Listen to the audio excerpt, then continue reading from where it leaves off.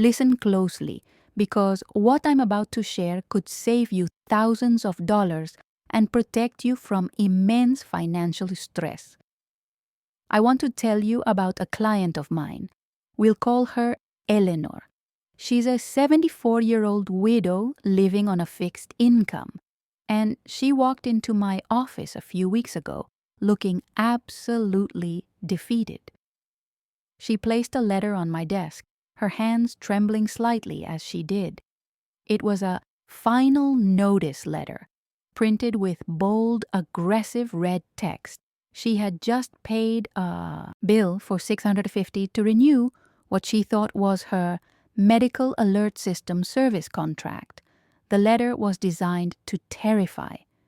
It cited obscure service agreement codes and threatened immediate service interruption if the payment wasn't made within 48 hours. Eleanor looked at me, her voice quiet, and said something I will never forget. "I was terrified," she told me. "That button is my lifeline. I thought if I didn't pay, and I fell, no one would come. So I just paid it from my grocery money." Here's the part that made my blood boil. I asked for her original paperwork. After a quick review, I discovered the truth. Eleanor's original equipment purchase, the one she made years ago, included a lifetime service plan. She didn't legally owe a single penny. This company was counting on her fear. They were using her lifeline as leverage to squeeze money from her that she didn't have for a service she had already paid for in full. This video is for Eleanor, and it's for every single person who has ever received a confusing bill, felt that knot form in their stomach and thought, "I don't understand this, but I'd better just pay it to be safe." It's for anyone who has felt pressured, intimidated, or confused by a demand for money that just didn't feel right. I'm not just an attorney. I've spent the last 20 years specializing in elder law, fighting these exact kinds of predatory practices. I've sat across from countless seniors who have been bullied into paying bills they don't owe, all because they didn't know their rights. Today, I am going to be your advocate. I am going to walk you through 5 specific bills that companies, collectors, and even organizations pressure seniors to pay, but that you may have absolutely no legal requirement to. This isn't about finding a loophole. This is about understanding the law that is already on your side. And make sure you stay for bill number 5. It's the most emotionally manipulative trap of all, and I see grieving families fall into it almost every week in my practice. It's a bill that arrives when you are at your most vulnerable, and it's designed to exploit your sense of duty and love. So please grab a pen and paper. You're going to want to take notes. And if any of this sounds familiar, if you've ever faced a situation like Eleanor's, please share your experience in the comments below. Your story could be the warning sign that saves someone else from that same fear and that same financial pain. Let's begin. The first bill we're going to dismantle is one of the most common and confusing that lands on my desk. The surprise medical bill. You've done everything right. You checked that the hospital was in your insurance network. You had your procedure. Then, weeks later, a separate bill arrives. It's from a doctor you don't even remember meeting. An anesthesiologist, a radiologist, a pathologist, and it's for thousands of dollars. The letterhead looks official. The services listed were, in fact, rendered. So you feel that familiar dread, assuming you have no choice but to pay it. This is a tactic called balance billing, and it's designed to make you feel helpless. The deception lies in the complexity of our healthcare system. While the hospital building might be in network, A specific specialist working within that hospital might not be. The hospital and the insurance company hope you won't notice, and the out-of-network doctor's office is counting on you to feel obligated to pay the difference between their high rate and what your insurance covers. But here is the legal truth you need to know. A powerful federal law called the No Surprises Act is on your side. This law was specifically created to protect patients like you from many of these surprise bills for emergency services and for certain non-emergency services you receive at an in-network facility. They can no longer legally ambush you with these bills after the fact. So, what is your action plan? First, and most importantly, do not pay that bill immediately. Take a deep breath. Your second step is to find the explanation of benefits, or EOB, that your insurance company sent you for that hospital visit. Compare the surprise bill to the EOB. Often, you'll see a discrepancy. Third, call your insurance provider directly. When you speak to them, use these exact words. I believe this is a surprise bill that is not permitted under the No Surprises Act. That phrase is a key that unlocks a different level of response. Finally, know that you have the right to file a formal dispute. This isn't you being difficult. It's you enforcing your rights under federal law. Now, let's move from the doctor's office to your own home. The second bill you need to stop paying immediately isn't really a bill at all. It's a high-pressure sales pitch disguised as one. I'm talking about those extended warranty renewals. You get them in the mail or over the phone. The letter looks incredibly official, sometimes even with the make and model of your car or your major home appliance printed on it. It uses urgent, frightening language like final notice or coverage lapse imminent. They are masters of creating a false sense of emergency. The deception here is brilliant in its simplicity. Because they have your personal information, you assume the notice is from the original manufacturer. They prey on a retiree's greatest fear, a sudden, catastrophic expense. The thought of your car's transmission failing or your refrigerator dying is terrifying on a fixed income. So paying a few $100s for peace of mind seems like a responsible choice. Here's the legal truth. These are almost never from the manufacturer. They are third-party sales contracts, often from companies with terrible reputations. They are notoriously overpriced, riddled with fine print exceptions that make them nearly impossible to use, and many are outright scams designed to take your money and provide nothing in return. Your action plan is simple and powerful. First, change your mindset. When you see one of these letters, do not see it as a bill you owe. See it for what it is, junk mail. It's a sales pitch. Second, never, ever provide personal or financial information to someone who calls you about one of these warranties. Hang up. Third, find the paperwork for your car or appliance and check the actual manufacturer's warranty. You may still be covered. And finally, if you genuinely want the security of an extended warranty, do your own research.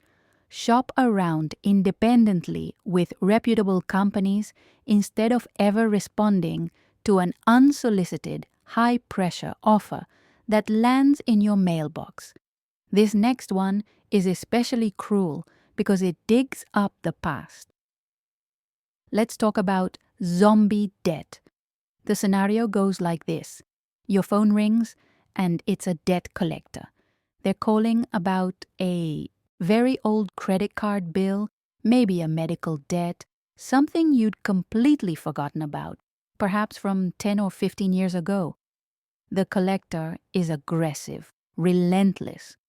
They threaten to sue you, to ruin your credit score, to garnish your Social Security. Then they offer you a way out. Just make a small payment today, they'll say. Pay just $25 to show good faith, and we can work out a settlement. The deception is in their manufactured authority and the shame they invoke. They make you feel like a deadbeat, like you've been caught for something you did wrong years ago. The offer to settle for a small amount feels like a lifeline, a cheap way to make this nightmare go away. But this is a trap. Here is the legal truth you must understand. Every state has a law called the Statute of Limitations on how long a creditor can legally use the courts to collect a debt. For most debts, this is between 3 and 6 years. After that period passes, the debt becomes time-barred. They can no longer sue you for it. It becomes a zombie. It looks scary, but it has no legal teeth. And here is the most important part of the trap. If you make any payment at all, even $1 single on that time-barred debt, in many states you can restart the clock on the statute of limitations. That $25 good faith payment can bring that dead debt back to life, giving them the legal right to sue you for the full amount. So what is your action plan when the zombie debt collector calls? It's a precise 4-step defense. First, and this is non-negotiable, you never admit the debt is yours. Don't say, "my old debt," or "I remember that." Simply say, "I don't recognize this debt." Second, do not make a payment. Do not offer a payment. Do not agree to a payment plan. Any financial transaction can be seen as an acknowledgement that resets the clock. Third, you must demand a debt validation letter in writing. The law gives you this right. This letter forces them to prove the debt is yours and that they have the legal right to collect it. Many of these bottom feeder agencies can't, and they will simply disappear. And finally, do a quick online search for the Statute of Limitations on credit card debt in your state. Knowledge is your shield. Knowing the law empowers you to hang up the phone with confidence, not fear. The fourth bill we need to talk about plays not on fear, but on your generosity and sense of civic duty. It arrives in a plain white envelope and looks for all the world like an invoice. It might be from a political action committee, a veteran support group, or a charitable-sounding organization you vaguely recognize. It has your name, an account number, and an amount due. The deception is subtle but powerful. It's designed to look like a bill you owe, not a donation request.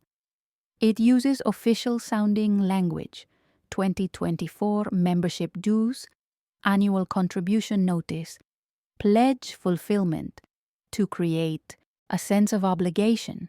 You look at it and think, "I must have pledged this and forgotten," or "I support their cause, so I guess I should pay this." You feel a twinge of guilt if you consider throwing it away. But here is the simple legal truth. A donation request is not a legally enforceable debt. Unless you sat down and signed a formal, written pledge to donate a specific amount, which is incredibly rare for the average person, you are under no legal obligation to pay a single cent. This is a solicitation cleverly disguised to bypass your junk mail filter and trigger your "pay my bills" reflex. Your action plan here is about reclaiming control of your own generosity. First, learn to recognize the disguise. If you didn't explicitly agree to pay for a service or a product, it is not a bill. It is a request. Second, if you do wish to support the organization, never do it by paying the mailed invoice. Go directly to the organization's official website and donate there. This ensures your money goes to the right place and you're not responding to a potential scam. And third, before you give to any organization you're unfamiliar with, vet them. Use independent watchdog sites like Charity Navigator to see where their money actually goes. Your good heart is a precious resource. Don't let it be exploited by clever marketing. And now, we arrive at number 5, the one I warned you about at the beginning. This is the one that I find most despicable because it isn't just a financial trap, it's an emotional one. It targets you when you are at your absolute lowest point.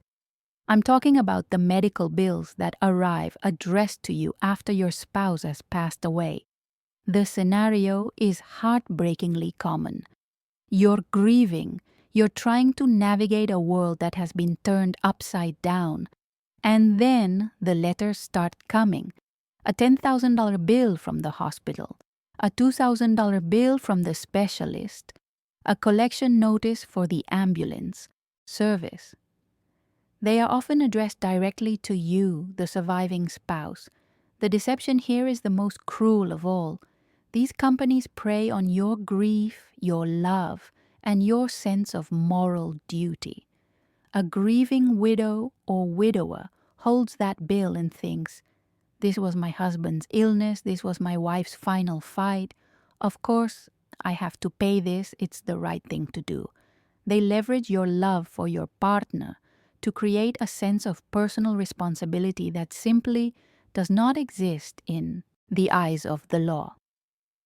Here is the legal truth, and I need you to hear this very clearly. In the vast majority of states, all states that are not community property states, you are not personally responsible for the debts your deceased spouse incurred in their name alone. This includes their medical bills. That debt belongs to their estate, not to you personally.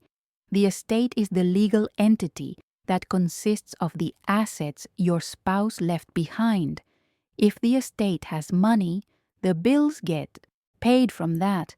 If the estate has no money, the creditors are simply out of luck. They cannot legally come after your personal savings, your Social Security income, or your home to satisfy your spouse's separate debt. Paying that bill from your own checking account is not a legal requirement. It's a voluntary gift to the hospital or the collection agency. Your action plan is absolutely critical to protecting your own financial future. First, do not, under any circumstances, pay these bills from your personal accounts. Do not use your own money. Second, you must understand the firewall between the estate and you. The bills are the responsibility of the executor of the estate. Third, your most powerful tool is a simple formal letter. Write to each creditor. Inform them that your spouse is deceased. Include a copy of the death certificate and state that all future correspondence should be directed to the executor of the estate at the appropriate address. This formally puts the ball in their court. And finally, before any large claim is paid from the estate's assets, you should consult with a local probate or elder law attorney. They can ensure that everything is handled correctly and that creditors aren't taking more than they're legally entitled to. Your period of grieving should never be compounded by manufactured financial terror.